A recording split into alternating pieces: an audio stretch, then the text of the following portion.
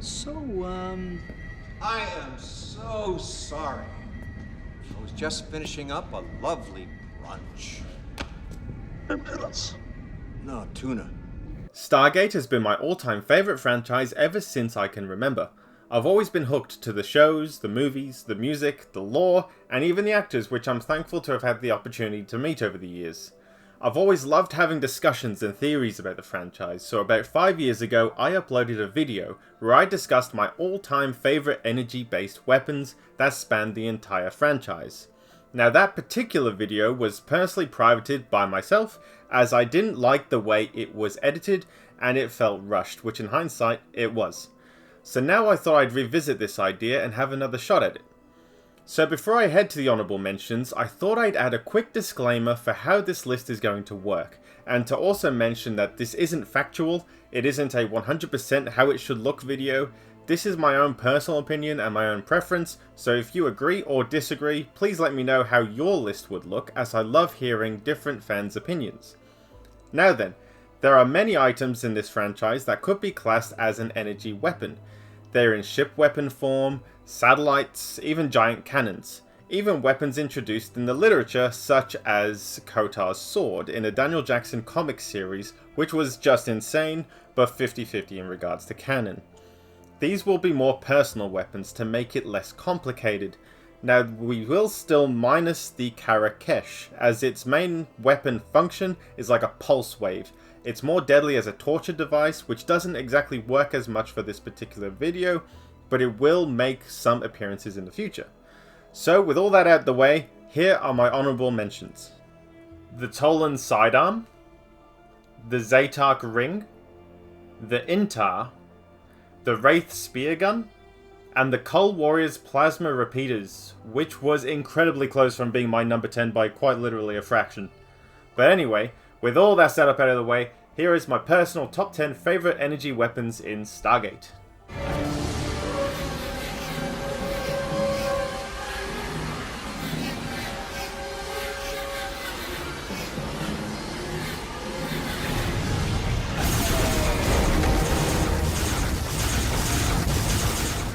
The Asurin pistol is not one we've seen too often, but it's quite prominent in Season 3 and very early Season 4 of Atlantis, and I personally really love this weapon.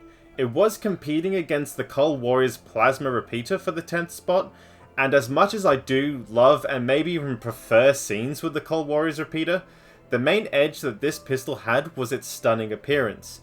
Now, this is wielded by the Asurins. This pistol, like many other energy-based weapons in the series, had the options of stun and kill. Just like the weapon itself though, we don't get to see much of those functions, but luckily, its sleek appearance and with its lovely blue glow it emits, both on the weapon and in its blasts, was enough for me to secure it in the number 10 spot. Kill them now! I command you! Stop! Do not fire! I kind of feel like the Orai staff weapon should be a little higher on this list, and there really isn't anything wrong with it, but against all the other weapons, it just fell a little short for me. So the Orai staff certainly has similarities to the Goa'uld staff weapon, but its appearance and damage effects are very different. This staff has the prongs on the top where the blast is emitted. These forks are also very handy when it comes to close range, as they can potentially be used as a lance. The blast itself is very different as well because it doesn't cauterize the wounds like the Goa'uld staff does, which is brutal in its own right. I do love this weapon though. It was shown quite a bit throughout season 9 and 10, but personally I think this weapon really shines in the Arc of Truth, as many of the film's best scenes included the Orai staff weapon, especially Teal'c trekking through the mountains while using the staff to stabilize him. A great weapon on this list, but next up, in 8th position,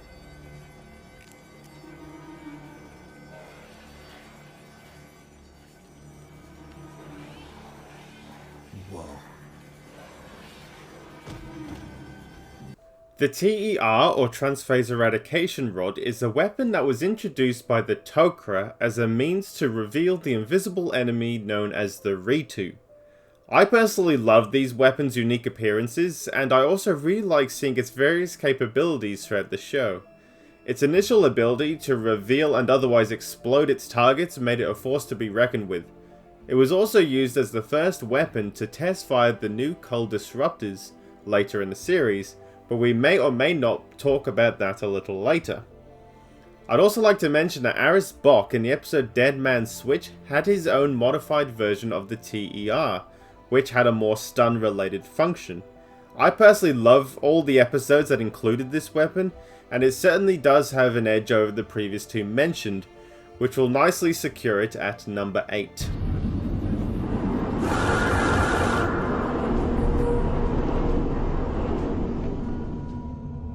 Hi, Steve. Bye, Steve.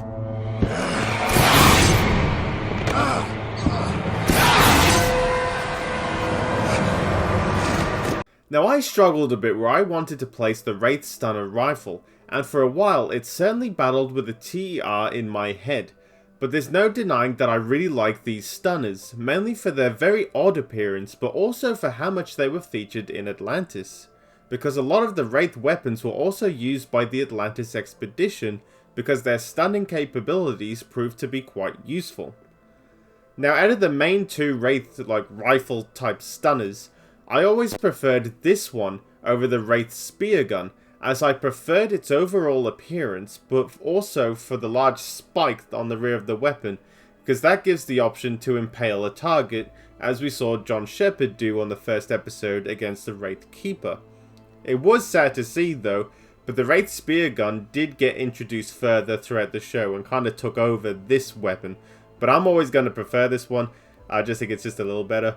But I always welcome seeing this weapon in Atlantis, so it's nicely going to secure the 7th spot for me. I was going to suggest that anyway. Why? What are you thinking? If we're going to destroy these guys using replicated disruptors, we have to hit them all at once. We'll probably only get a dozen or so shots off before they manage to figure out the frequency. Just missing the top 5, we have the ARG, otherwise known as the Anti-Replicator Gun, and this was designed by Samantha Carter herself. I might be a bit generous to the rank of this particular weapon, especially with what's behind it in the other spots, and also for how many times the replicators have adapted to the effects of these disruptor weapons. But I still really do love these weapons. The best thing was seeing the evolution of various anti-replicator devices throughout the shows, starting with O'Neill's creation, to then the idea of the Asgard using a satellite version to emit a shot planet-wide to destroy them all were all great parts of the story. Then leading towards this particular weapon, where we have great scenes, especially in Atlantis, where we see the whole team armed with ARGs while wiping out the Asurins. Might be a bit high, but I'm really happy with the ARG to secure the 6th position.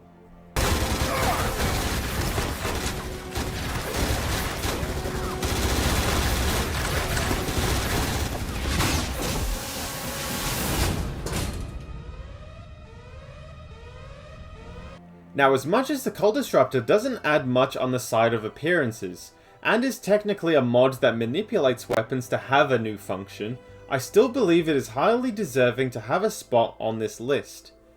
Now, this particular weapon was designed by Jacob and Samantha Carter as a means to taking down the Goa'uld warriors, and as mentioned before, the first weapon to be used with it was the TER, and later was used on multiple Earth weapons, mainly being the P90. I have a blast every time I watch action scenes that included the Goa'uld Disruptors. The various colours we've seen from them make scenes look so cool. The Goa'uld warriors were always a dominant force to be against, especially with their early tendencies of withstanding quite literally everything thrown at them, so it was awesome to see something finally stop them. And one of the best episodes for me personally that included the Disruptors was Season 8's Avatar, which it gets a lot of screen time. So I find these Goa'uld Disruptors are a nice way to start my top 5.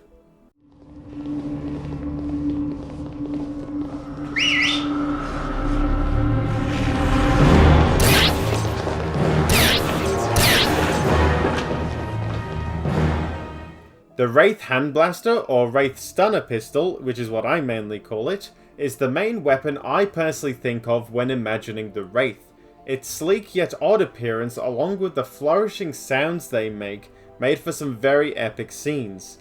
This was a very prominent weapon throughout all 5 seasons of Atlantis, and just like the other Wraith weapons, The Atlantis expedition made great use out of them, as we see them get used a lot, especially as sidearms or with many strike teams.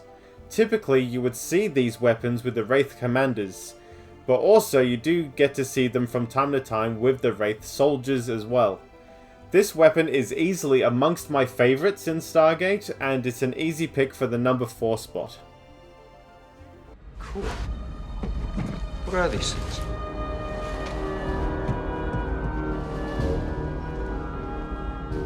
This is a Goa'uld Zat'nik'tel, a weapon using a different form of energy, less powerful than that of a staff weapon. Less destructive, but still quite deadly. Sweet. Pass them on. The Zat gun was previously my number 1 pick, and there's no reason for why it's down 2 spots. I honestly think that my top 3 alternates all the time, so for this time round, the Zat gun starts my top 3.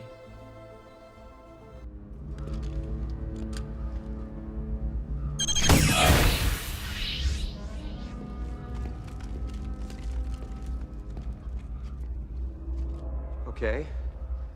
1 shot hurts him, 2 shots kill him. The 3rd shot... Disintegrates him. Oh, great. You didn't feel this was worthy of mention, I take it.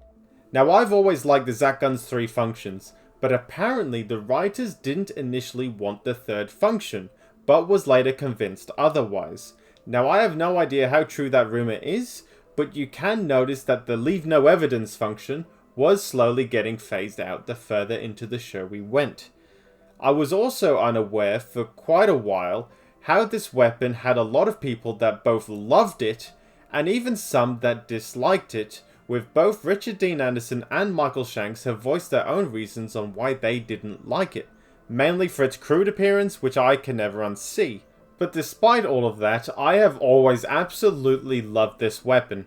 Its appearance and especially the sound it makes is so iconic, and I always get a good nostalgia hit every time I hear it. It's been consistently shown in SG-1 throughout the 10 years.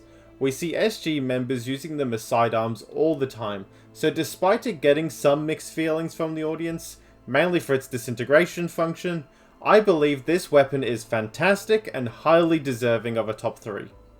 I prefer this.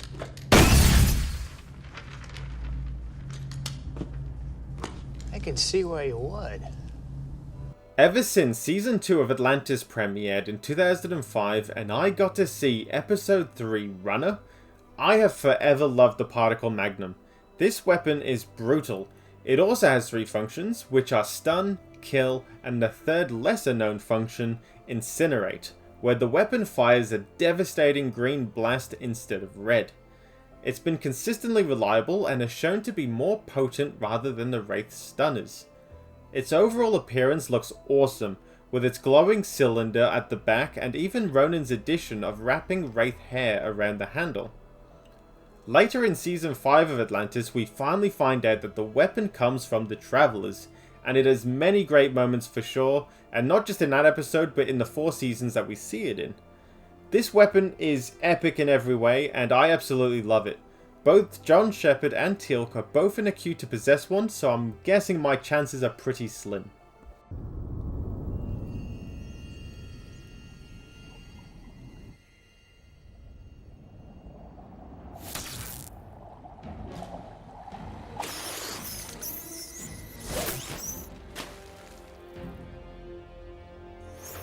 The Goa'uld staff weapon is my number 1 favourite energy weapon in Stargate. Just like the Zat, I find it to be incredibly iconic and probably the most iconic, as this weapon was first introduced in the 1994 film, and we see it get used for the next 10 seasons of SG-1. There's too many iconic scenes to mention that involve this weapon. Teal'c probably occupies many of these moments, as this is his main primary weapon throughout the majority of the series. I also love the scene where Master Braytak fires the weapon as if it had a rapid fire capability, and we don't really see that again besides a moment where SG-1 was under fire by Jafar that they couldn't see, but the blasts that were incoming were coming in at an accelerated rate. Now a little bit of headcanon makes me believe that Braytak in his many years has become adept to the staff and knows how to manipulate the trigger, or he found a way to customize or recalibrate his own staff.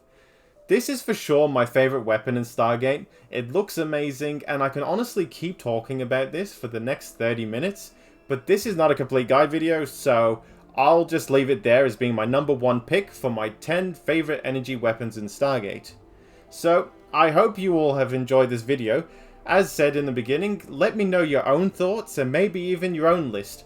I'm hoping to do more like these in the near future, so until then, I will catch you all next time.